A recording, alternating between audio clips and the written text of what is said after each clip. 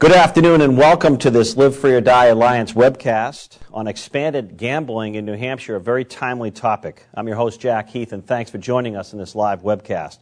The prospect of bringing casinos and slot machines to New Hampshire remains perhaps one of the hottest and most debated topics in the state or at the State House in Concord. Joining us today, two members of What's at Stake research team, a group formed by Governor Lynch and the Governor Lynch's Study Commission on Expanded Gaming or Gambling in New Hampshire. Their goal was to gather public input from across the state and discuss or study the benefits and risk associated with expanded gambling. Delighted to have them with us. Bruce Mallory, a University of New Hampshire professor who didn't have to come far for this webcast, of education, and you're also a Carsey Institute Fellow. Thanks for being with us. Thank you, Jack. And also Michelle Holt-Shannon, and she's also here at the University of New Hampshire, a busy time of year, Associate Director of UNH Discovery Program. Very briefly, what's the Discovery Program? It's our new undergraduate core curriculum. Okay, well, thanks for being with us, Michelle. During the course of this webcast, we'll look at the expanded gaming initiatives in New Hampshire, discuss the results of a What's at Stake research, and take questions from you, our members. Let's bring everyone up to speed on exactly where expanded gambling legislation stands as of this day and this moment in New Hampshire. SB 489, a bill that allowed for a casino resort, 5 other gaming facilities across the state, and up to 17,000 slot machines, sponsored by Senator Lou D'Alessandro of Manchester, passed the Senate, but it died in the House. Now there's a new plan for 4 undetermined locations, 4 licenses, and a fewer number of total slot machines, up to 10,000. Governor Lynch does not want to sign any expanded gambling legislation until the results of his Study Commission on Expanded Gaming are released in June, next month. Bruce, can you give us some background on the group you led that you were asked to form on What's at Stake? Sure. The chairman of the Governor's Commission, Andy Leitz, gave me a call late last summer, early last fall, and described to me the commission and the charge that the governor had given to the commission.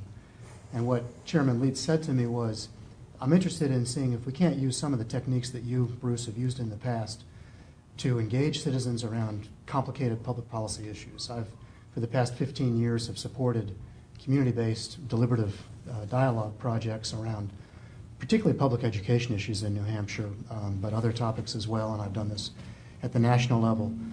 Michelle has played an important role in supporting a lot of that work and also creating opportunities for deliberative dialogue on the campus at UNH. So Andy had been aware of that work that I'd done in the past, and he thought that perhaps the model that I've used of small group facilitated dialogue would be a good way to go beyond the sort of traditional opinion polling, telephone opinion polling, and public legislative hearings where interest groups tend to drown out the voices of everyday citizens. So the goal really that Andy had in mind and that we were able to respond to was to engage citizens in an extended conversation, facilitated dialogue about, as you say, the benefits and risks of expanded gambling in New Hampshire. And that's really the background. Once we received that request, we sought resources and were fortunate enough to receive grant funding from the W.K. Kellogg Foundation and the Rockefeller Brothers Fund, who are interested at in the national level at how you create opportunities for citizen deliberation around policy issues. So in a sense, this has been kind of a model or a test of how one does statewide deliberative work around a public policy issue. It sounds interesting and important because there probably an unprecedented amount of special interest rhetoric or activities at all levels on this issue this year. Mm-hmm. Michelle, can you explain how the actual process worked? Yeah, in advance of the project, we were just getting the word out and training facilitators and letting folks know that we would be holding these conversations.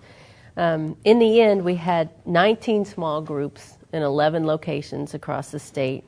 And folks met from, most folks registered in advance, and they showed up on a Saturday and met from 8:30 in the morning to 3 o'clock in the afternoon. So this was a significant investment on the part of average citizens to be a part of this conversation. Was this an assortment of the community, business leaders, People work out of the house. A real officials, just average, everyday people. Yeah. And like 10 or 12 or small groups? The small group size ranged from 5 to 15. Total we had who were there for the face-to-face conversations, about 220 plus people who showed up and put that amount of time in. So the conversation sort of progressed from starting at a place where you're introducing yourself, finding out who's in the room, what brought you here, what made you spend a Saturday talking about, gaming, and I imagine in different pockets of the state, you'd find and learn different things, which we'll discuss in this webcast. Yeah. Bruce, can you give us an overview of the findings? Because this is, again, it's just an interesting time right now. This is really one of the most talked about issues with the budget hole of now, some reports, $300 million. Yes. People like Senator D'Alessandro of Manchester saying this will create jobs, add revenue, but then you see the House and the governor have had real reservations and just sort of killing this year after year. The findings. Before I present the findings, let me make just two important points. One is the initial goal of these small group conversations, was not necessarily to generate a consensus or a single point of view out of the citizens that were there. It was really to examine over the extended period of time that Michelle described where people's opinions and points of view came from. What have there been experiences with gambling and around gambling? And what was driving those opinions? What are their core values right. as citizens, as members of a community? And how would those values and experiences influence their take on the topic? Another piece of the process was to give people information about what we know about gambling, not only in New Hampshire but nationally. So we worked very closely with the New Hampshire Center for Public Policy Studies, directed by Steve Norton, to gather together as much information about economic impact, social impact, community impact of gambling in other areas of the country where some similar kind of facility would be anticipated for New Hampshire. So that people not only were sharing their opinions, but they became informed during the process. That led then to pretty nuanced and rich discussion from folks that led to the findings that I'll describe. Not surprisingly, we found that, for example, the community of Salem, the participants from the community of Salem, were supportive of expanded gambling because that's been a part of their community for 100 years. Rockingham Park has been there for a century. I talked to people whose grandparents had worked in the stables of Rockingham Park and during high school, and it's just seen as part of the normal everyday culture and an asset to that community. So in general, the folks in Salem were supportive. In Berlin, where I facilitated a group of 24 people, I also found pretty large support for the concept of expanded gambling for a different reason, and that is that the North Country, Berlin in particular, have been impacted heavily by declining industry, declining employment. Loss of jobs. Loss of jobs. And so what I heard from those folks in Berlin was, I don't want my kids to leave this community. I want a future, an economic future for my children. And if a facility, a gambling facility, a casino resort provides that opportunity, I'm not going to make some judgment that that's not it, it should be something else. So economic reasons and sort of historical and cultural reasons in Salem and Berlin. Interestingly, in Portsmouth and Littleton, Seacoast, and another kind of a North Country community, in general, we found residents there to have serious concerns about expanded gambling in the state and want to look for other sources of new revenues for the state other than gaming. Quick question there. Did you take that because they have strong economic plans in their community, so less history or less job impact? In other words, they're doing better, or is that too premature? That's premature, and it goes a little bit beyond the data that we have, but my understanding would be, for example, that Portsmouth has been thriving economically and therefore doesn't see a need for that kind of facility. Littleton, I'm a little bit less clear on why we had, because it's not that far from Berlin, why we had those differences. Okay. In the other communities around the state, we just saw a full range of concerns, but in general, what people said was, look, we already have gambling in the state of New Hampshire. We have a lottery system. It's the oldest lottery system in the United States. We have already a history of New Hampshire's lottery is the oldest public lottery in the system. Country. Wow. That's right. Since 1964, I believe. Interesting. In any case. We've had a history of racetracks in Seabrook and in Rockingham and Salem and in Loudon over the years. So what's the issue? What's the big issue about just thinking about going the next step? So in general, that was a view expressed by many folks. And at the same time, those same people who said that given our history, there's not a big deal about going forward, they also said this is an industry that probably needs considerable regulation and oversight by the state. We envision private-owned facilities, but we would expect significant state monitoring and oversight to be sure that some of the negative consequences of gambling don't begin to develop that we've seen in places like Atlantic City or Las Vegas that have to do with increased crime and increased pathological gaming on the part of individuals who become obsessed with gambling. And the other thing, one other finding that we had was people who said, first of all, I think expanded gambling would be fine in a different part of the state as long as it's not in my community. So not in my backyard. Yeah. Not in my backyard stuff. But also people who said if there's going to be expanded gambling in the state, for the purpose of raising state revenues, some portion of those revenues need to go back to the communities in which the facilities are located to offset infrastructure costs, increased traffic control, increased congestion, increased use of utilities in the local community, water consumption, and so on. Has that been true in the other states that you informed them on how this is working, that money would go back to those primary? In some states, there's kind of a revenue sharing mechanism built into the policy that directs funds back to the local community to offset those costs. And frankly, we heard from folks in local communities, if there's going to be a facility in my region or my community, I want to see my property taxes go down. I want to see a direct economic benefit beyond the infrastructure costs.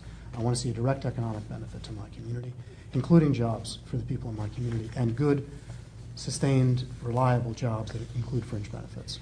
You're listening to Bruce Mallory in this live webcast of the Live Free or Die Alliance. He's a UNH professor of education at Carsey Institute Fellow, and he led the What's at Stake research. Bruce, if you can continue before we take a look at public survey or polling on some more of the big considerations in terms of revenue, for example, in New Hampshire with a state budget deficit that, as I said earlier, some estimates say over the next year could be $300 million or more.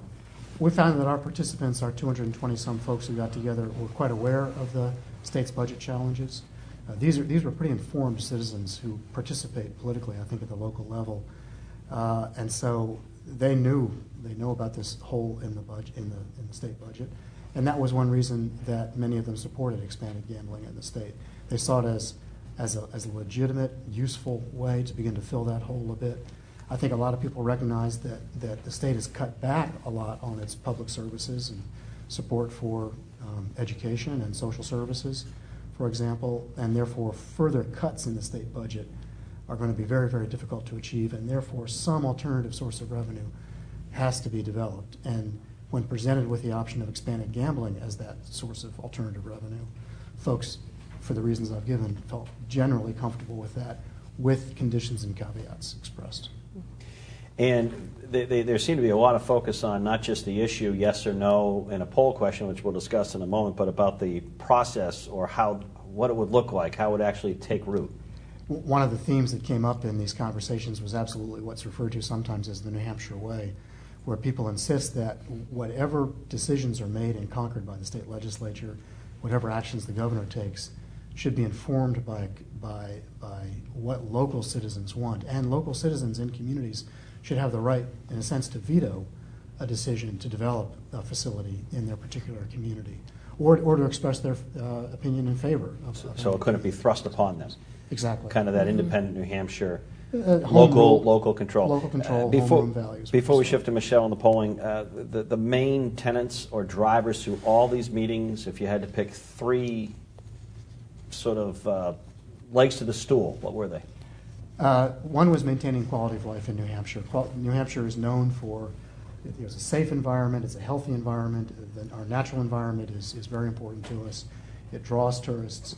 And so if we were to have new facilities in the state, casino facilities, they should fit well with that natural environment and with the tourist industry that we currently have in place. Overall quality of life, making sure that there's not an increase of mental health issues or economic challenges associated with gambling. And then maintaining a vital economy in our state. Our state's been somewhat cushioned from the extremes of the current recession because we have a strong economy. So the kind of industry that comes in should provide what I mentioned a minute ago, long-term sustainable jobs that pay a decent wage. Michelle, the University of New Hampshire, where you work, has a pretty extensive polling and survey center. Yeah. Andy Smith, I think, is the director. They've done, in April, they did some snapshot polling. Right. And let's take a look at that. And as we do take a look at it, I can tell you, hosting an afternoon statewide radio show, that when I get callers on this issue, I would have to say these numbers are conservative. I've actually hear from listeners, and these are independent, not conservative, conservative, liberal, overwhelmingly, almost in the 70%. In fact, I don't know if I've had a caller complain. People say, "Well, Bruce, we've had gambling of one way or the other. We need revenue. We don't want more taxes." So you've heard all this, but walk us through a little bit on some of what the public opinion polling showed here. One of the results: 60% support the addition of slot machines at racetracks, for example. Right. Well, one of the things about the conversation that we had was that people came in, and in fact, coming in the door, about 60% of our participants were in favor of gaming, expanded gaming. And so folks came in, and you kind of have people in these pro or against camps. But once they started talking to each other, those camps started, the opinions behind that became more nuanced. And slot machines was one of the ones that, there was a lot of nuance to. So even a lot of people who are pro expanded gaming would say, some of those would say that would be very pro-regulation of the gaming, like Bruce was saying, and some were not up for any regulation. Some people said, put slots in every Dunkin' Donuts in New Hampshire, that's fine with me. So there was a real mix just within the pro camp. If I could add to that, Yeah. This is one reason why you want to do this form of citizen input, because telephone polling asks a very specific question, and the responses you get depend on what the question is that's asked. So when we say that 60% support the addition of slot machines at racetracks, that's one view about what this would mean. In our small group discussions, we had a lot of people say just what Michelle just said. Slot machines at racetracks may be okay, but not slot machines at the local 7-Eleven, at the gas station, at the laundromat, et cetera, et cetera. We want it, to the extent that this develops, we want this contained. And I think that, back to an earlier topic, the House of Representatives has been concerned about some of the legislation that's been proposed that talk about 17,000 or even 10,000 new slot machines around the state. And I think our participants wanted a limited amount, a contained amount of slot machines, and their locations should be consistent with the industry and not simply diffuse around the And state. Governor Lynch had said on the first legislation the Senate passed, he thought it was too far-reaching, and so we'll see where it goes. But the number for support in the UNH survey drops if it's casino-style. If a question about resorts is thrown in there, it goes to 53% in favor. That surprised me a little bit, but maybe not.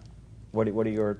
I'm not saying we have to interpret, but what's your reaction to that? Yeah, I mean, in the conversations that we held, people talked about specific locations. They talked about overlapping markets with other states.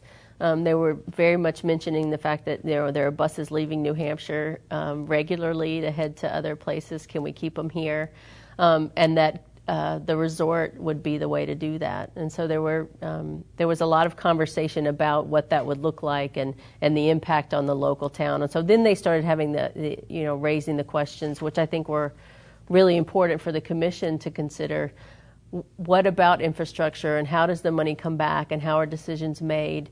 What's the impact on quality of life? How the way a building is even built, how is that going to be considered? So those were the kinds of things that came up in the conversation that you might not get in a polling question. There was another concern expressed too about casinos would bring high employment, but that meant bringing in new workers and probably new families who would then place a burden on the local public school system and other services at the community level. So again, the impact of a big casino resort versus slot machines, for example, or OTB betting, video OTB betting, they're very different. As you said earlier, the people you met with and kind of interviewed, if you will, seemed a little more in-depth focused on this issue than just are you for or against it. They actually are thinking right down to that local level. Well, we gave them that space to do that, and we really sort of forced them through over Right. About a 7-hour time period to do that. 65% of the respondents said they were very or somewhat familiar with the legislation being discussed. Did you pick up, Bruce and Michelle, any concerns or statements? Well, Massachusetts is going to beat us to it. Oh, absolutely. Was that a big driver for some? It would have been in Salem. I heard that a lot in Salem. I was on site there all day. We wouldn't have heard that in Littleton or even Berlin, frankly. How do the polling results match your individual forums around the state? If you had to kind of do that, your own poll of those 10 to 15 people, is it about 60%, or is there a disparity with the groups versus the polling? I think that they were complementary, because in general you got about that percentage. You know, I mean, I would say our group of participants was about 60% in general for, but it's then the nuances underneath that. Once you get into the details about what they're for, they really varied, and I thought those variances were important to know. And again, the conditions they wanted to put around that, for example, targeting or earmarking new state funds back specifically for mental health services was mentioned in a number of communities, so that to the extent that there might be pathologies associated with gambling in some individuals, and the data that we have from Steve Norton's office is that somewhere between 5 and 10%, 6-7% of individuals who gamble do develop a disorder, a mental health disorder, a compulsive disorder. So in any case, in favor, yes, but these kinds of conditions being put on it. Were you able to keep the special interest pressure out of your research and forums? You know, we wondered about that going in, because of course anyone could participate. It was an open process, and we wondered if special interest groups, you know, all around, you know, would send folks and try and stack the deck. But the process of really sitting right across the table from people, learning about each other, we asked them, please let us know if you're coming in with an association or. So throughout the conversation, we really didn't find. I mean, there were people all over the map, and there were people, you know, scattered in, but there was no sense in the end with our information that there was a stacking of the deck. There was a nice mix in the groups. And you know, one of the things that I like about it, you know, let's face it, a lot of us these days we can mostly set our lives up where we just hear from people who we agree with if we want to. And so it was really nice to be in the room with people whose opinions really varied, but where you got to take the time to hear each other out, rather than doing these quick flybys or just standing at a podium and speaking my piece and running out the door. I know for Michelle and Bruce, your mission for the commission at your What's at Stake forums was to go out and gather and inform and learn, if that's fair. But let me just ask you, not to make you political analysts, but one question came to my mind when you were talking about the people being really concerned about their local communities versus statewide and the quality of life and the impact. New Hampshire's State House, the legislature, is one of the largest citizen legislatures elected bodies in the world, I believe. So over 400 members of the House, 24 members in the Senate. I mean, you know, you have upwards of 500 people up there representing New Hampshire. Yet year after year, even with the informed public discussion of the jobs, the economy, the deficit, the House in particular, the largest body representing these people that you met with in these communities across from Salem to Berlin, from Keene to Portsmouth, seems against this. But yet, and I ask this because I hear this on my radio show, the public seems certainly more than about 60% in favor of it based on the UNH surveys. What's your reaction on, and these are, I presume, informed people in the House, just as the people you met with were informed, you said. Why do you think there's a disparity there between public representation, it seems? And I have no real feeling on this issue. I'm just asking. But people seems right now more than ever, they seem really, hey, we're in favor of this for different reasons. I can only offer sort of an hypothesis about that. And I think it connects back to what we did hear from a small but significant number of our participants, and that is the question of why are we talking about expanded gambling as a quick fix for our fundamental state revenue challenge? Why aren't we talking about alternative tax mechanisms, including broad-based taxes, in the state of New Hampshire, rather than going this route? Some people describe gambling revenue as a regressive tax because it only affects certain segments of the population as opposed to a broad-based tax, which might be more progressive in economic terms. The House has had a history of being more supportive of taking a fresh look at the state's tax structure, including broad-based taxes. I'd say over the last 6 or 8 years, that's been true. So all I can think is that possibly within the House there's a sentiment similar to that expressed by some of our participants, and that is, let's not go towards expanded gambling as a revenue source. Let's look at more core, sustainable, fundamental, and progressive tax mechanisms in our state in order to solve this problem. And so that's my hypothesis. Any thoughts, Michelle? Yeah, a couple. One is that I found that folks would come in sort of in the initial part of the conversation, there was maybe some anticipation of what the other side's argument might be for one thing or the other. So, for example, in my group in Keene, I think the folks who came in, knowing that they were for expanded gaming, expected to hear a lot about the evils of gambling, or that it's anti-family, or even to hear an undue amount about addictions, and that was the problem behavior was a bit of the conversation, but it wasn't an overwhelming piece of it. But there weren't that many people who were. I didn't have anyone in my group who was saying that it was evil, or and so I think that was sort of a caricature of that group that got kind of talked about a little more. And so that's just an example of one of those pieces of. So what is it that I'm trying to convince you of? I'm not trying to convince you that it's not evil. I'm trying to convince you of something else. I want to ask about an online continuation you did in the questions, but just before we finish this, and again, from your research and your interpretations, and Bruce's answer and your answer on the public opinion versus what the lawmakers are doing, is your sense in the next year or two that New Hampshire will see some form of a limited expanded gaming pass? Because the governor's been. I'm just sensing. Yeah, I'm sensing yeah. if you had to kind of look at the winds from what you've gone around the state. Prognosticators. That's fine. Okay. But trying to make news for the webcast. That's all. No, but you know what? This is the thing we keep saying. Based on what we have seen, I have not seen legislation yet. I would say if it goes that way.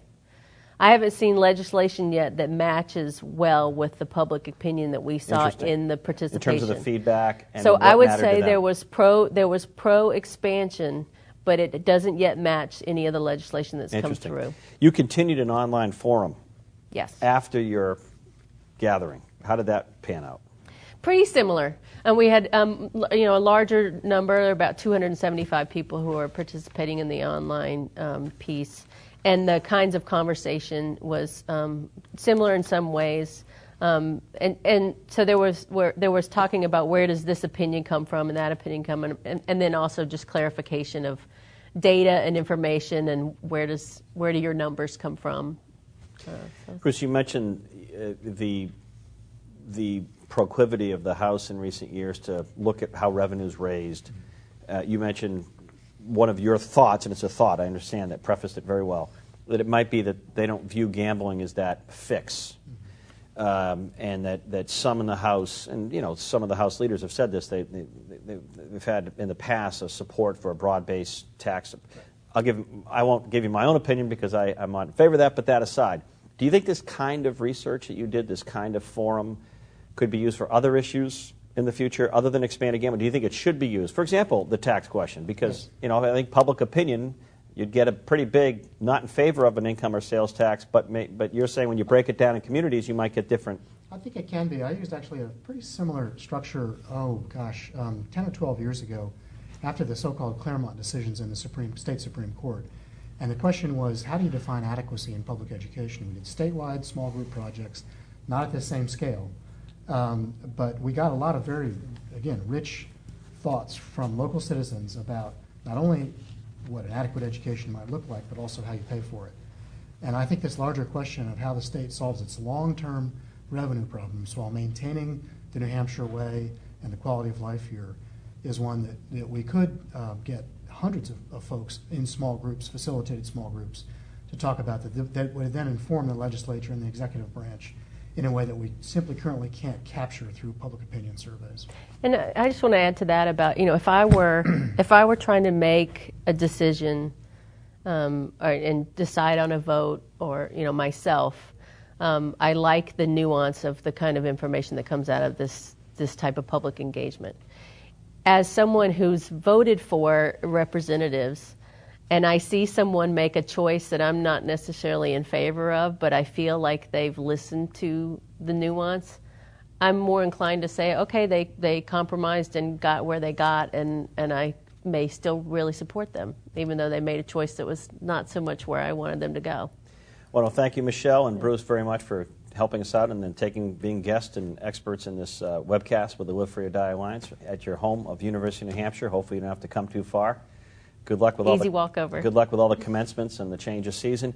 Thank you, Bruce and Michelle, for being with us and addressing questions around expanded gaming in New Hampshire for our citizens, the concerns, the process of their fact-finding. For those members who did not have their question asked, feel free to post the question on our Live Free or Die Alliance virtual town hall or any of the social media platforms for further discussion, as that's what this is all about. An archive of this web event will be posted on the website as well. Finally, we urge you to actually join the Live Free or Die Alliance, where you can get the facts, share your opinion, boil through the rhetoric, as they say, and all the special interests, and let your voice be heard. I want to thank Waste Management for sponsoring this webcast.